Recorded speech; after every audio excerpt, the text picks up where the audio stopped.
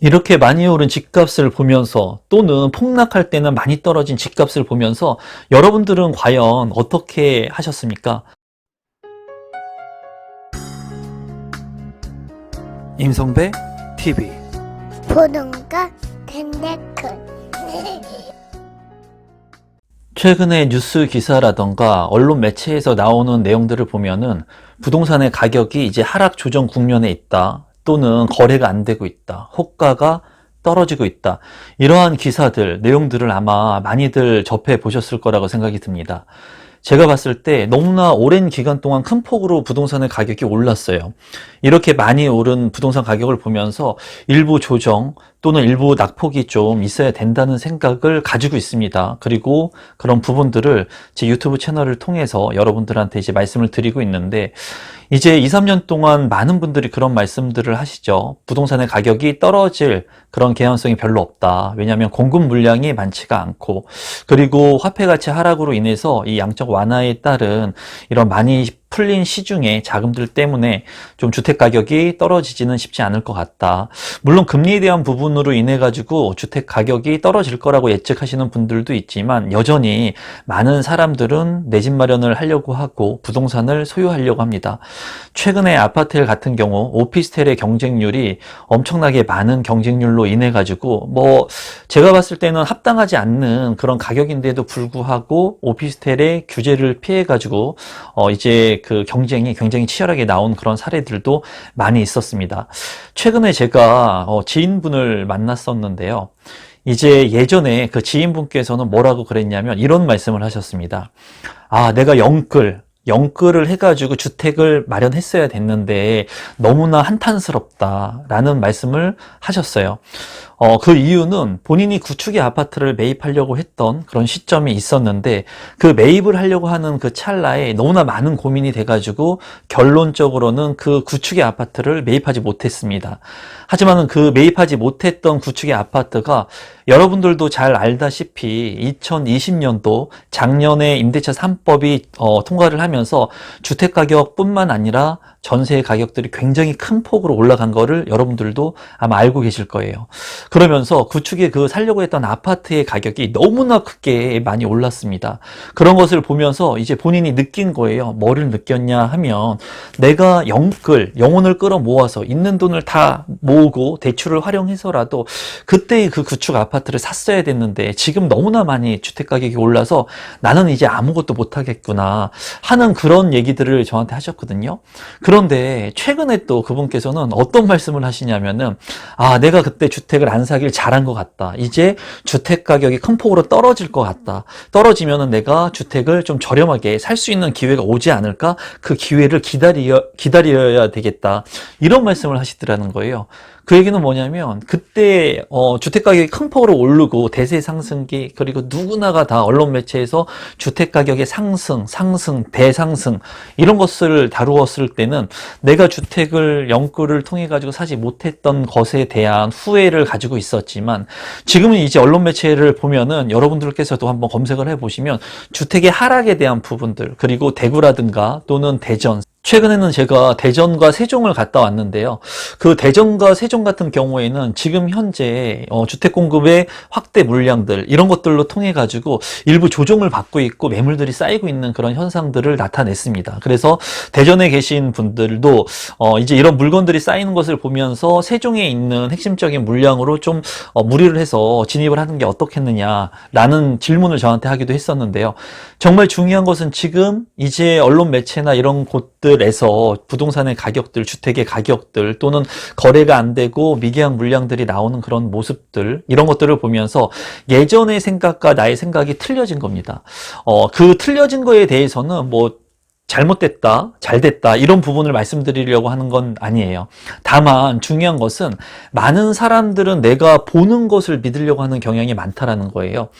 예를 들면은 그때 당시에는 부동산의 가격이 너무나 많이 오르니까 내가 영끌이라도 해서 사야 되는데 사지 못한 것을 후회했다면, 지금 같은 경우에는 부동산의 가격이 일부 조정되는 것처럼 보이는 일부 측면이 있고, 많이 올랐던 이런 호가들이 조금 떨어지면서 거래가 되는 경향들, 그리고 일부 호가만 한도한 높은 이런 경향들, 이런 것들을 보게 되니까 정말 가격이 떨어지지 않을까? 주택 가격이 떨어지면 그때 사는 게 훨씬 더 현명하겠다라는 생각들을 많이 한다는 거예요. 정작 중요한 것은 내가 가지고 있는 기준점, 내가 가지고 있는 기준점을 갖고 있지 않다면 내가 주택을 사는 것도 파는 것도 쉽지 않다는 겁니다. 정말 중요한 것은 여러분들께서 주택이, 제가 항상 늘 말씀드리죠. 주택이 필요하기 때문에 저는 여러분들한테 하루라도 빨리 주택을 사야 된다는 말씀을 드리는 거예요. 주택이 필요하기 때문에. 만약에 여러분들께서 본인이 느끼셨을 때 나는 주택이 필요하지 않아, 나는 주택 없이 그냥 월세나 전세로 계속 살아도 행복해, 그러신 분들은 이런 영상을 보실 필요도 없고 월세나 전세를 통해 가지고 그냥 살아가시면 돼요, 본인의 인생을. 하지만 정작 중요한 것은 그렇게 사셨던 분들이 지금 너무나 많이 오른 이 주택 가격들, 아파트 가격들, 전세, 월세 가격들을 보면서 지금은 많은 후회를 하고 있다는 거예요. 내가 돈을 벌어 가지고 전세나 월세를 감내하면서 살 수 있을 거라고 생각을 했지만 너무나 이렇게 많이 급등한 전세 가격이나 월세 가격을 보면서 이제는 정말 내가 많이 오른 이 전세 가격이나 월세 가격을 내가 감내하지 못하지 않을까, 그런 생각들을 아마 많이 하고 계실 겁니다. 그리고 추후에는 정말 내가 살고 싶었던 지역들, 그리고 지금 현재 살고 있는 지역들에서 계속 벗어나면서 외곽으로 밀려나가는 현상들이 이루어질 수도 있다는 거예요. 그러면 정작 나라는 사람이 주택이 필요한지 필요하지 않는지를 선택해야 되겠죠. 그런데 제가 20년 동안 부동산을 경험해 보니까 저는 늘 주택이라고 하는 것이 한 채는 필요하다는 것을 뼈저리게 느꼈습니다. 예전에 어렸을 때 우리 부모님이, 어머님이 비닐하우스에서 어렵게 살면서 제가 어린 동생하고 오랜 시간 동안 중학교 2학년 때까지 살면서 주택이 정말 필요하구나. 내 집, 벽돌로 된 집, 그게 아파트이건 빌라이건 오피스텔이건 필요 없이 내가 꼭 살아야 될 집이 필요하다고 간절히 원했어요. 그런데 지금 현재는 많은 사람들이 아파트, 그리고 입지가 좋은 곳, 주택 그 청약을 통해 가지고 당첨이 되면은 로또의 프리미엄 5억, 10억을 벌 수 있는 집만을 보다 보니까 주택을 내가 구입하는 시기들이 미루어지고 있는 거예요. 많이 미루어지고 있는 겁니다. 다만 하루 빨리라도 여러분들께서 내 집이 필요하다고 느끼신 구독자분들 같은 경우에는 다소 조금 입지가 떨어진다 하더라도 개발이 가능한 그런 지역들을 아마 청약을 통해 가지고 또는 구축의 아파트를 매입하면서 내 집을 아마 만들기 위해서 노력을 많이 하셨을 거고, 우리 구독자분들 중에 그런 분들이 많이 늘어가고 계시는 것 같아요. 지금 현재는 다주택자 분들 같은 경우, 이렇게 1주택자가 되신 분들은 내가 적정한 투자를 하기가 쉽지가 않습니다. 왜냐하면 1주택자가 돼서 2주택자가 되려고 보니까 2주택자 같은 경우에는 취득세가 8%가 된다는 거예요. 그리고 3주택자 이상은 12%가 된다는 겁니다. 이렇게 많은 취득세의 중과세를 내면서까지 내가 주택수를 늘려야 된다, 또는 투자의 그런 물건들을 늘려야 되느냐, 이런 부분들에 대해서는 저는 이제 찬성하지는 않습니다. 다만 1주택자가 되신 분들 같은 경우에는 취득세의 중과를 피해서 투자할 수 있는 물량들이 많이 있다는 거예요. 예를 들면은 공시가 1억 미만의 그런 아파트들, 그런 주택들 같은 경우에는 지금 너무나 많은 사람들이 매입을 해가지고 지금 문제가 되고 틈새 시장으로 부각이 되고 있죠. 또한 오피스텔이나 아파트 같은 경우에는 4.6%의 취득세를 내기 때문에 이런 부분들 같은 경우에는 중과세를 피해갈 수 있는 부분들이 있습니다. 그래서 1주택자가 되신 분들은 이러한 투자 전략들을 여러분들께서 선택하셔가지고 그런 부동산들, 수익형 부동산들을 늘려가시는 것도 하나의 방법이 될 수 있습니다. 그리고 취득세에 대한 부분이 나와서 제가 조금 말씀을 드리면, 취득세 같은 경우에 내가 비과세를 받지 않을 거라면, 2년을 거주하고 비과세를 받지 않을 거라면 내가 취득세를 낸 것을 나중에 비용 처리를 할 수가 있습니다. 그래서 많은 분들이 취득세에 대한 부분들을 많이 나오게 되면 그냥 버리는 돈이라고 생각할 수는 있지만은, 이런 취득세에 대한 비용들이 나중에 매도를 할 때 양도세의 비용 처리가 되기 때문에 이런 부분들도 세금을 많이 공부하게 되면은 절세를 할 수 있는 그런 부분들이 있다는 거예요. 그래서 제가 지인을 통해서 말씀드리고 싶은 부분들은 그거예요. 주택이 내가 필요한지 필요하지 않는지 그런 부분들을 명확히 세우고, 그리고 주택을 내가 필요로 한다면 나의 자금 여력이 얼마나 되는지, 그리고 그 자금 여력 안에서 내가 살 수 있는 주택들의 대안들은 어떤 것들이 있는지, 또는 이제 3기 신도시라든가 또는 민간 임대라든가 주택의 형태를 통한 그런 내 집 마련을 할 수 있는 여러 가지 방법들이 많이 있거든요. 그런 방법들 중에 어떤 방법을 선택해서 내 집 마련을 할 것인지에 대해서 좀 깊이 있게 고민을 해봐야 되는데, 대다수의 많은 사람들은 제 유튜브 채널을 보시는 분들 중에도 그런 분들이 있으실 거예요.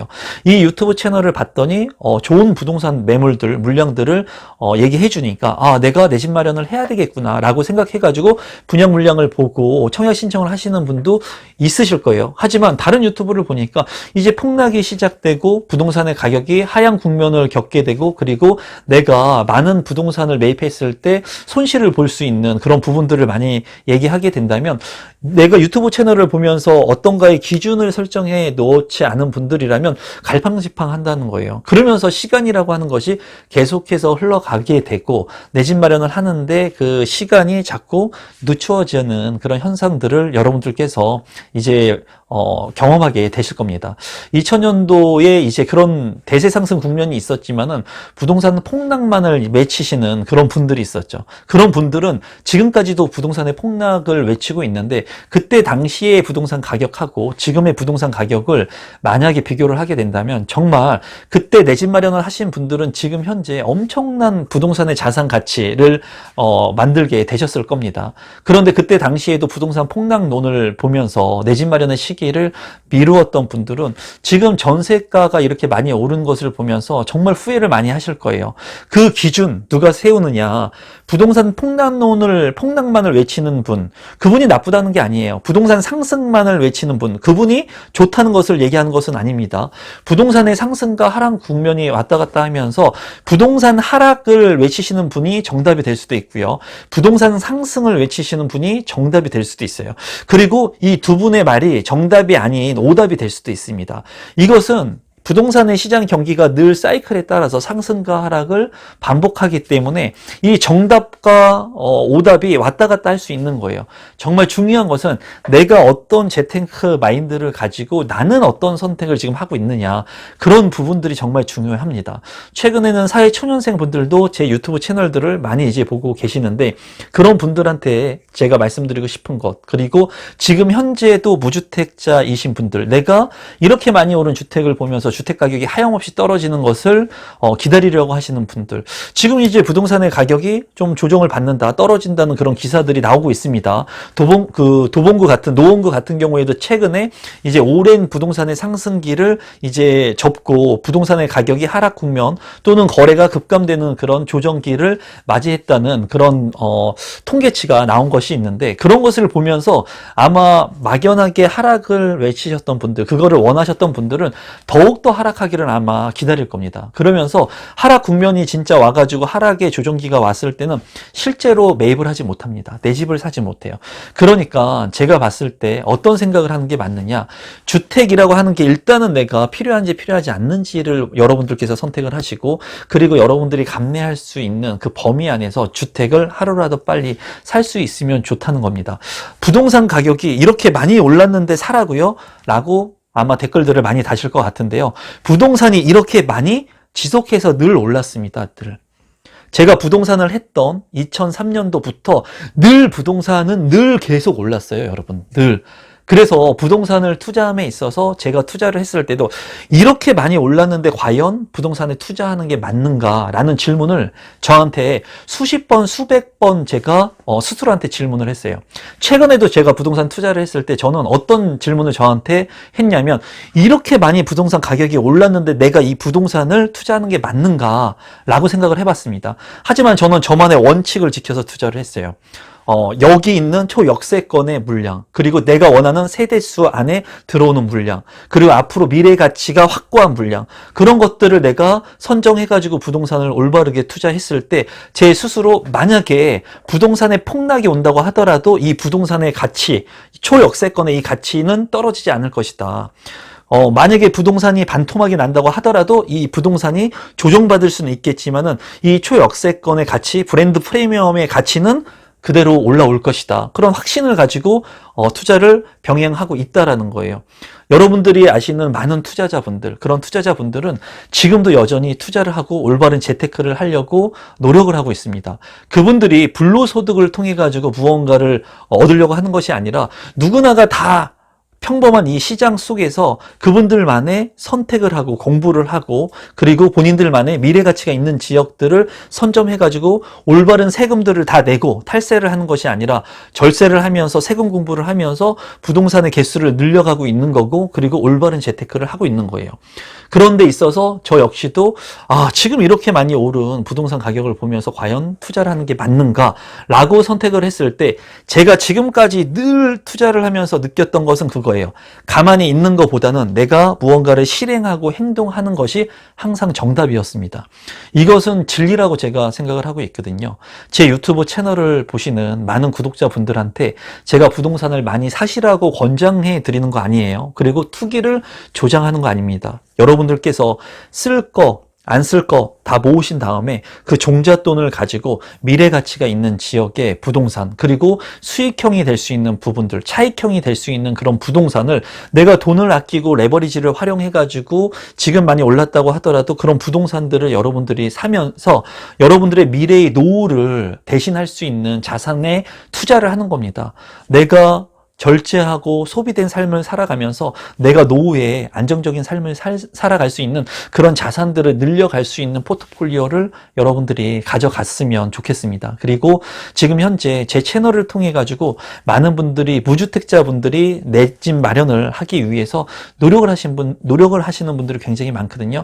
그런 분들한테는 다른 것을 보기보다는 내 집 마련을 빠르게 할 수 있는 방법 그리고 내 집 마련을 하기 위한 소비 절제를 하셔가지고 이렇게 많은 변곡점이 있는 부동산 시장 속에서도 흔들리지 않고 입지가 좋아질 수 있는 곳의 아파트 분양 물량들 청약을 통해서 아파트를 내 집 마련하는 것은 리스크가 많지가 않아요, 여러분. 왜냐하면 지금 현재는 무주택자 분들만 청약을 할 수 있는 그런 시스템이 훨씬 더 많습니다. 그래서 다주택자 분들은 청약을 통해서 내 집 마련을 하고 싶어요. 저기 있는 핵심 지역의 부동산을 사고 싶은데도 살 수가 없어요. 왜냐하면 무주택자 분들한테 그런 혜택들을 주고 있기 때문에. 그런데 정작 무주택자 분들은 그런 혜택을 누리지 못하고 이렇게 많이 오른 주택 가격을 보면서 조금 움츠러들고 그리고 이 기회를 또 살리지 못하기 때문에 미계약 물량들이 나오게 되면 그런 물량들을 다주택자분들이 또 줄 서가지고 선착순 해가지고 물량들을 늘려가고 있어요. 그런 부분들을 봤을 때는 좀 안타까운 부분이 많다는 거죠. 그리고 제 채널을 보시는 분들 중에 1주택자가 되시는 분들 그리고 추후에 1주택자가 되실 분들 같은 경우에는 2주택자가 되기 위한 여러 가지 방법들 뭐 일시적 1가구 2주택을 활용한 그런 부분들이라든가 또는 앞서서 제가 말씀드린 취득세 중과를 피할 수 있는 그러한 물량들을 좀 눈여겨보시면서 핵심 지역의 부동산들 그리고 추후에 자산 가치가 상승할 수 있는 지역들의 부동산들을 내 것으로 만들게 된다면 여러분들의 노후까지도 두 마리 토끼를 잡을 수 있을 겁니다. 제가 마지막으로 말씀드리고 싶은 것은 여러분 제가 2003년도에 부동산을 처음 시작했었던 23살 때도 부동산은 비쌌습니다. 그리고 글로벌 금융위기가 왔던 2008년도에 부동산 가격이 반토막으로 떨어졌던 대형 평수들의 아파트들을 보면서도 저는 그때도 늘 부동산 가격이 너무나 비싸다고 느꼈습니다. 그리고 침체기가 왔었던 2012년도부터 2008년부터 2012년도까지 부동산 침체기가 왔었던 그 시기에도 할인 분양을 늘 많이 해줬던 그때 조세특례법에 의해서 내가 마음만 먹으면 부동산을 여러 개의 개수 늘릴 수 있고 세금 혜택까지 받을 수 있었던 그 시기에도 부동산은 비쌌어요, 여러분. 그때 싸다고 막 사는 사람들 많지 않았습니다. 그리고 임대차 3법이 지나고 지금 부동산이 폭등하고 조정을 받으려고 하는 이 시점에도 부동산은 늘 비쌌습니다. 거기에서 누군가는 늘 선택을 했고요. 누군가는 늘 선택을 하지 못했어요. 저는 이번 연도에도 제가 원하는 것들을 선택을 했고요. 여러분들께서도 올바른 선택들을 하시면서 제가 말씀드리고 싶은 것은 올바른 선택을 해야 됩니다, 여러분. 이렇게 많이 부동산 가격이 오르고 청약도 안 된다고 해가지고 외곽 지역에 나홀로 아파트, 투자 가치가 없는 브랜드가 아닌 그런 아파트들을 그냥 막 사는 것이 아니라 여러분들께서 일정한 그런 기준에 맞춘 역세권에 1000세대 이상, 뭐 오피스텔 같은 경우에는 5500세대 이상, 그리고 브랜드 파워를 가지고 있고 커뮤니티 시설이 좋은 누구나 살고 싶은 초등학교가 가까이 있는 이러한 본인만의 기준에 부합되는 부동산들을 하나씩 내가 두렵지만 선택한다면 여러분들께서 부동산을 통해서 실패도 하고 성공도 할 수 있습니다. 하지만은 실패를 한다고 하더라도 그거보다 더 많은 성공을 얻게 될 것이고요. 성공을 하게 된다면 자산 가치 상승을 얻게 될 겁니다. 오늘은 여러분들한테 지인을 만나면서 그 부동산에 대한 기준을 갖는 것이 중요하다는 말씀을 드렸고요. 그리고 누군가는 늘 행동하고 누군가는 늘 행동하지 않지만은 행동을 하면서 거기에 따른 결과에 따라서 인생이 정말 변화하게 됩니다. 여러분들은 어떠신가요? 지금 이 많이 오른 집값 또는 조정받는 집값을 보면서 막연히 그냥 보고만 계신가요? 아니면 이렇게 움직이는 집값들을 보면서 무언가 행동하려고 노력을 하고 계신가요? 모든 선택은 여러분들의 기준에 따라서 틀려지게 될 겁니다. 그리고 우리 구독자분들께서 늘 행동하시는 분들이 됐으면 좋겠습니다. 오늘 영상은 이것으로 마무리 짓도록 하겠습니다. 늘 믿고 봐주셔서 진심으로 감사드립니다. 고맙습니다.